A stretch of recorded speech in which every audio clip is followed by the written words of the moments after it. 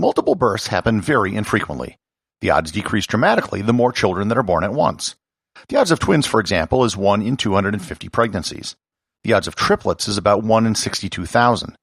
The odds of quadruplets is 1 in 15 million. And the odds of quintuplets, 5 children, is an astonishing 1 in 55 million. In fact, the first case of natural quintuplets surviving infancy occurred 86 years ago during the Great Depression. Learn more about the Dionne Quintuplets on this episode of Everything Everywhere Daily.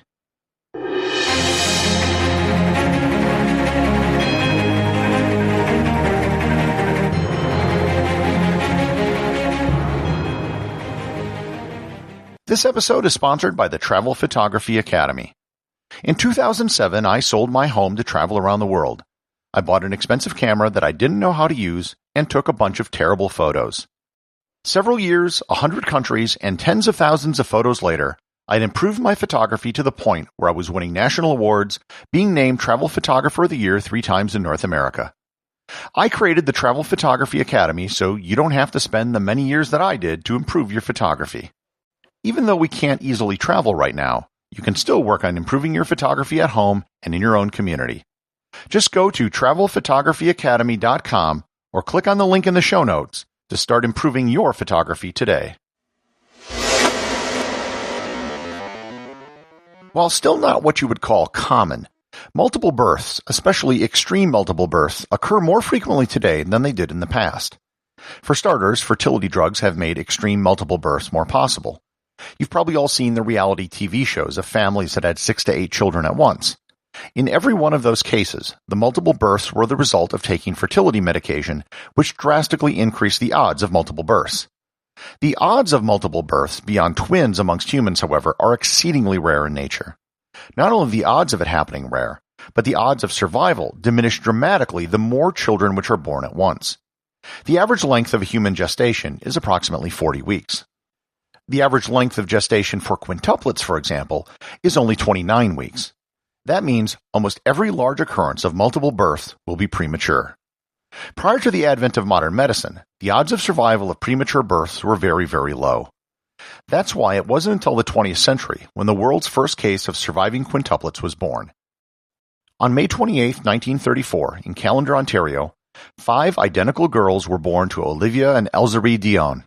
The children became known as the Dionne Quintuplets. The mother, Elzerie, assumed that she would probably be carrying twins, but in no way did she consider that 5 children were even possible. The local doctor, Dr. Alan Roy Defoe, delivered the 5 children with the assistance of 2 midwives. The 5 girls were named Annette, Celise, Emily, Marie, and Yvonne. The brother of the father, Olivia, contacted a local newspaper as soon as they found out the quintuplets had been delivered, and the editor of the newspaper sent the news out on the wire. Within hours, the quintuplets were a story around the world. The girls were born in a farmhouse that didn't have electricity. Moreover, the family already had 5 children. Having 5 children at once became a huge financial burden, especially in the middle of the Depression. When journalists came up to Northern Ontario to photograph the girls, they brought with them incubators, which honestly probably saved their lives. Other people from around the world began sending money and gifts to help out the family. Within days, the family was confronted with the first of what would plague the girls throughout their childhood. The Century of Progress exhibition in Chicago wanted to put the girls on display. The girls' father signed a contract, but then tried to get out of it only days later. He claimed that the mother hadn't signed it, so the contract wasn't valid. To get out of the contract, just 2 months after the girls were born, the parents signed guardianship of the girls over to the Red Cross for 2 years. This would get them out of the contract so the girls wouldn't be put on display, and it also solved the problem of their finances. The Red Cross would pay for everything, including nurses and food.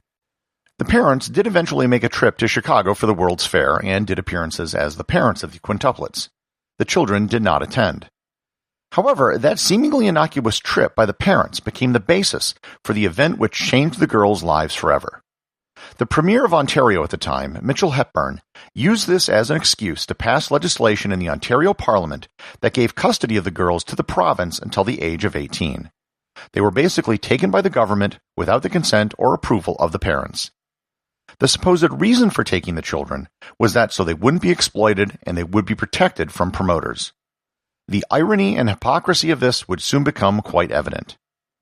Soon after custody was transferred to the government, they created a nursery across the street from where they were born. It was called the Defoe Hospital and Nursery, named after the doctor that delivered them. The government, quickly realizing the interest in the girls, thought they could use the girls to develop tourism in the area. The nursery and playground that was built had public viewing areas, and the girls almost never left the nursery. They had nurses and teachers attend to them inside the facility. Over time, an entire industry developed around the quintuplets. The parents ran a souvenir shop across the street from the nursery. Over 3,000 visitors a day visited the facility, soon dubbed Quintland. Between 1936 and 1943, it had a total of over 3 million visitors. It was basically a human zoo. The parents ran one of the 5 souvenir stands selling Quint memorabilia in town. By 1937, Quintland was more popular than Niagara Falls. That year, they also made the cover of Time magazine. The government, which had taken custody of them in order to protect the girls from promoters, signed the girls up to promote a long list of products. Quaker Oats, Lysol disinfectant, Libby's baby food, Palmolive soap, Colgate dental cream, Carol corn syrup, Lifesavers, and Baby Ruth candy bars all used the Dionne Quintuplets for marketing. Celebrities came to visit Quintland to get their photos taken with the girls. Clark Gable, Jimmy Stewart, Bette Davis, James Cagney, and Mae West all came to visit. Amelia Earhart came just weeks before her final flight around the world. The girls appeared in 3 Hollywood films between 1936 and 1938.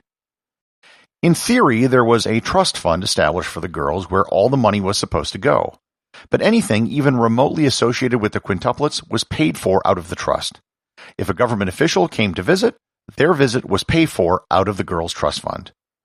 Dr. Defoe, the doctor who delivered the girls, was the chairman of the board which oversaw the girls' care, for which he received a salary. He appeared in advertisements. He had a newspaper column called The Quintuplets and the Care of Your Children, and he wrote a book. It was estimated that he made the equivalent of what today would be $2.5 million from his association with the quintuplets. The province of Ontario was estimated to have made over $50 million from taxes and revenue associated with the boost in tourism to see the girls, all in the name of protecting them from exploitation. In 1943, after a great deal of public pressure, the girls were given back to their parents along with their trust fund. The parents built an enormous 19-bedroom mansion with the money. The previous 9 years had made the reunion with their parents difficult. The parents had little contact with the girls since they were born. They viewed them as a source of money and the reports of physical and sexual abuse. All 5 of the girls left home when they turned 18 and had little contact with their parents thereafter.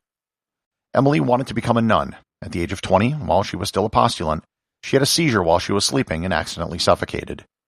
Marie died at the age of 35 after developing a blood clot in her brain.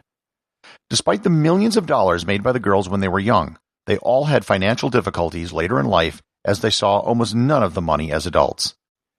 In 1998, they sued the government of Ontario and eventually settled for $4 million. Soon after, in 2001, Yvonne passed away at the age of 67. Cecile and Annette are still around at the age of 86. Cecile's son stole her share of the settlement money and has never been heard from again. Ironically, she is once again a ward of the state. Both women have spoken out against the economic exploitation of children, whether it's child actors, kidfluencers, child YouTube stars, or other families with large multiple births. The women just want to make sure that what happened to them doesn't happen to anyone else. Executive producer of Everything Everywhere Daily is James Makkyla. The associate producer is Thor Thomsen. Today's 5-star review comes from Jason Falls over on Podchaser. He writes, Gary has traveled the world and shares all the neat things he's learned in short episodes that just fill your head with interesting facts and tidbits. It's not a travel podcast, he's a world-renowned travel blogger, but a history and knowledge podcast. I love it. Helps me polish my trivia knowledge. Well, thank you, Jason. And you can actually listen to a recent interview I did with Jason on his Winfluence podcast, where I talk about some of the business stuff behind this podcast. You can find a link to the show in the show notes.